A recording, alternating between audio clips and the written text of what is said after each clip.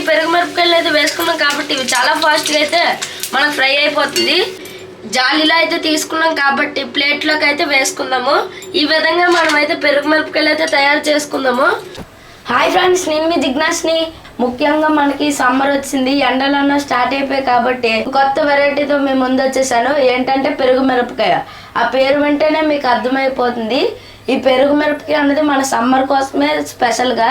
ఎందుకంటే ఎండలు స్టార్ట్ అయిపోతున్నాయి, ఇంట్లో ఉన్నా కూడా వేడివేడిగా తగులుతుంది గాలి, ఫ్యాన్ వేసినా కూడా. పప్పులోకి, సాంబార్లోకి, అన్నిటిలోకి కలిసేటట్టుగా ఈ పెరుగు మిరపకాయలు అయితే మేము ఈరోజు చేస్తాము. మీరు కూడా మేము ఎలా చేసామో అవన్నీ చూడండి. అలాగే మనం ఇప్పుడు పెరుగు మిరపకాయలకి కావాల్సిన పదార్థాల్లోకి వెళ్ళిపోదాం.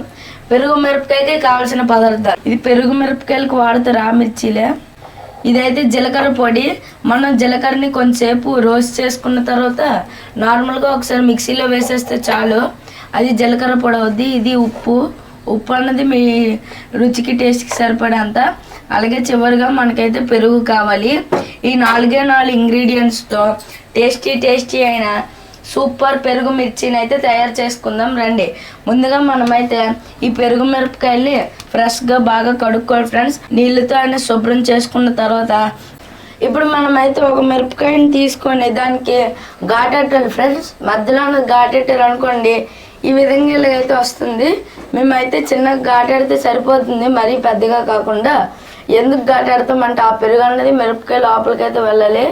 సో ఇలాగైతే చిన్నగా విత్తనాలు కనబడేటట్టు ఘాటెట్టారు అనుకోండి, అయిపోతుంది.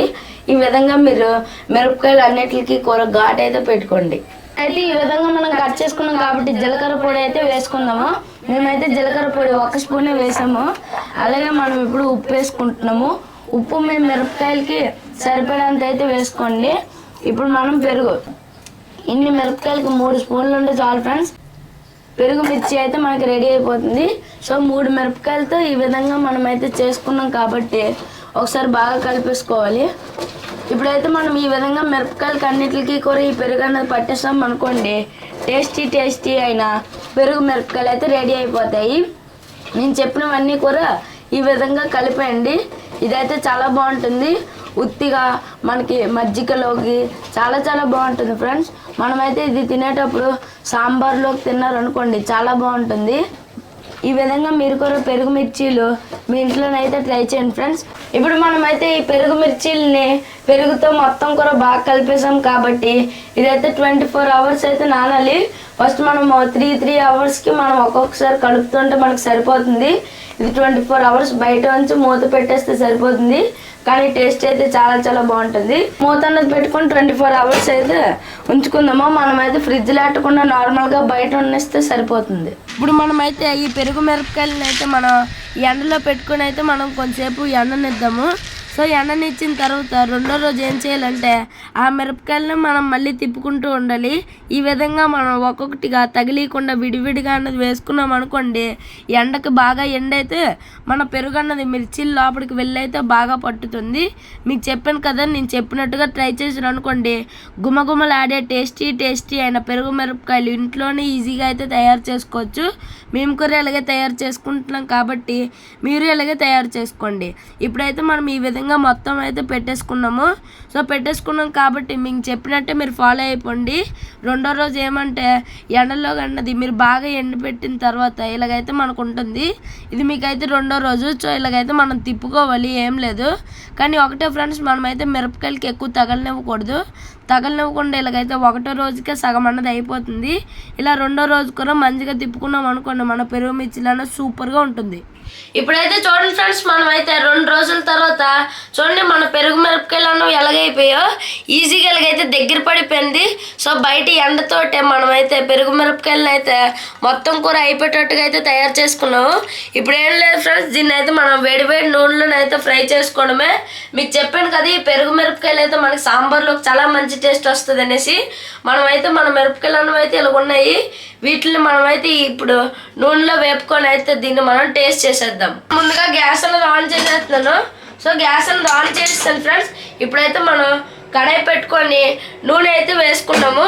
నూనె వేసుకున్నాం కాబట్టి ఈ నూనెను మనం కొంచెం వేడమనిద్దాం. నూనె వేడైపోయింది కాబట్టి మనం ఇప్పుడు ఈ పెరుగు మిరపకాయలు అయితే వేసుకుందాం ఇందులోకి. సో చూడండి, మనం అయితే ఫస్ట్ ఈ పెరుగు మిరపకాయలు అయితే వేసుకున్నాం కాబట్టి ఇవి చాలా ఫాస్ట్గా అయితే మనకు ఫ్రై అయిపోతుంది. సో పెరుగు మిరపకాయలు అన్నవి జాలీలో అయితే తీసుకున్నాం కాబట్టి ప్లేట్లోకి అయితే వేసుకుందాము. ఈ విధంగా మనం అయితే పెరుగు మిరపకాయలు అయితే తయారు చేసుకుందాము. సో ఈ విధంగా మళ్ళీ నేనైతే మిరపకాయలను వేసేస్తున్నాను.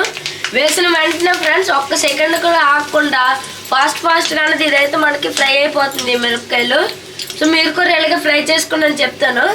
ఇప్పుడు ఈ మిరపకాయలు అయితే మనకు ఫ్రై అయిపోతున్నాయి కాబట్టి మనమైతే జల్లిగంటలను తీసేసుకుందాము. సో ఇది కూడా మనం జల్లిగంటలోకి తీసుకున్నాం కాబట్టి సర్వింగ్ ప్లేట్లోకి అయితే వేసుకుందాము. ఇంకా మనకి సాంబార్లోకి మామూలుగా ఉండదు ఫ్రెండ్స్ ఆ టేస్ట్ అనేది. మనమైతే ఈ విధంగా అన్ని పెరుగు మిరపకాయలను అయితే తయారు చేసుకుందాం.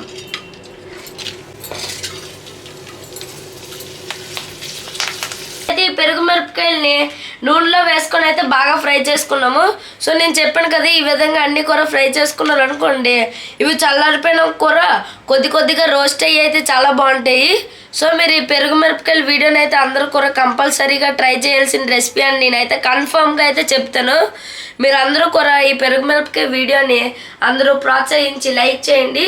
సో ముందుగా ఈ మిరపకాయలు అయితే మీరు మంచి కాంబినేషన్ అయినా నేను ఇందాక నుంచి చెప్తున్నాను. పెరుగన్నము మజ్జిగలోకి అలాగే సాంబార్లోకి పప్పులోకి అన్నిటిలోకి ఇదైతే మంచి కాంబినేషన్ అని అయితే నేనైతే చెప్తాను.